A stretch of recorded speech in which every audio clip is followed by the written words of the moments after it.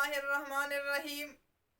ایک ذاکر نے بکواس کرتے ہوئے صحابہ کرام رضوان اللہ تعالی علیہم اجمعین کے بارے میں کہا کہ ان پر درود کیوں پڑھا جائے، کس لیے پڑھا جائے۔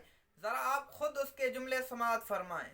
اب ہمیں مجبور کیا جا رہا ہے کہ آپ جس وقت درود پڑھتے ہیں تو رسول اعظم صلی اللہ علیہ وسلم کے ساتھ اصحاب کو بھی ذکر کریں، اور ساتھ ساتھ مجبور کیا جا رہا ہے کہ آپ کہیں اجمعین، سب کے سب، یعنی گویا سب کے سب، چونکہ ایک حدیث بنائی گئی ہے اصحاب کلہم عدول، سب کے سب عادل ہوتے ہیں، لیکن غلط ہے، اس طرح کی کوئی حدیث وغیرہ نہیں ہے، یہ بنائی گئی ہے جیسے ابو ہریرہ وغیرہ یہ لوگ حدیثیں بنایا کرتے ہیں، تو بعد یہ حدیثیں جو ہے وہ اس طرح کی بنائی گئی ہیں جس میں یہ کہا گیا ہے کہ عصمت کا دعویٰ جن پر نہیں ہے، انہوں نے دعویٰ نہیں کیا، خود بھی نہیں کہتے معصوم، پھر ان پر درود کیوں پڑھا جائے، کس لیے درود پڑھا جائے، توصیہ کی بجائے ان کے لیے درود پڑھا جائے، پھر اس کے بعد اجمعین، سب کے لیے، کوئی بھی بچا ہوا نہیں۔ لیکن صحابہ کرام ایسے بھی تھے جو گڑبڑ تھے، صرف صحابہ کرام۔ جی ناظرین، آپ نے اس کے جملے سماعت فرما دیے۔ اب آپ کے سامنے پیش کر رہا ہوں، یہ ہے صحیفہ سجادیہ امام زین العابدین کا۔ آپ نے جب یہاں ذکر کیا اللہ کی حمد و ثنا کے بعد آپ نے سرور کائنات صلی اللہ علیہ وسلم پر درود پڑھا، اس کے بعد آپ نے یہاں آل رسول پر درود پیش کیا، حاملین عرش پر درود پیش کیا، اب صحابہ کرام رضوان اللہ تعالی علیہم اجمعین پر درود پیش کرنے لگے۔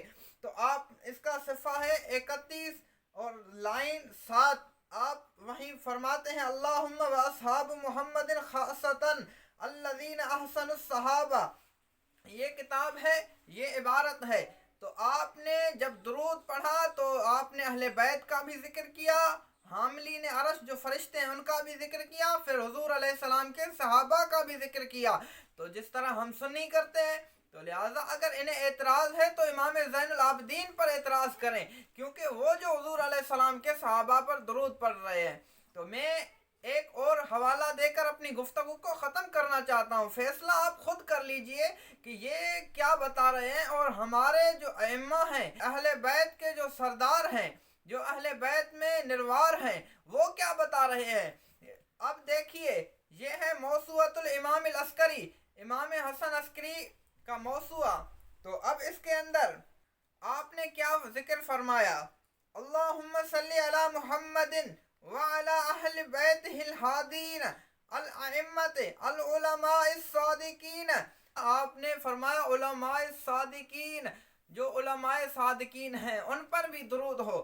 اگر علماء صادقین پر درود ہو تو کیا حضور علیہ السلام کے صحابہ پر درود نہ پڑھا جائے؟ کہ اگر علماء صادقین تو وہ بعد کے ہیں، ان کا درجہ بعد میں ہے، کیا وہ بھی معصوم ہے؟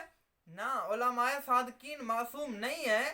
جو سچے علماء ہیں وہ علماء ضرور ہیں لیکن وہ محفوظ ہیں، معصوم نہیں ہیں۔ تو اگر وہ بھی معصوم نہیں ہیں ان پر درود پڑھا جائے، جس طرح یہ کہہ رہا تھا صحابہ معصوم تھوڑی ہے کہ ان پر درود پڑھا جائے۔ تو اب دیکھیے کہ جو اہل بیت کا طریقہ ہے، جو ائمہ کرام کا طریقہ ہے، وہ اہل سنت والجماعت کے پاس ہے۔ اللہ پاک اسی طریقے پر ہمیں استقامت عطا فرمائے۔ السلام علیکم ورحمۃ اللہ وبرکاتہ۔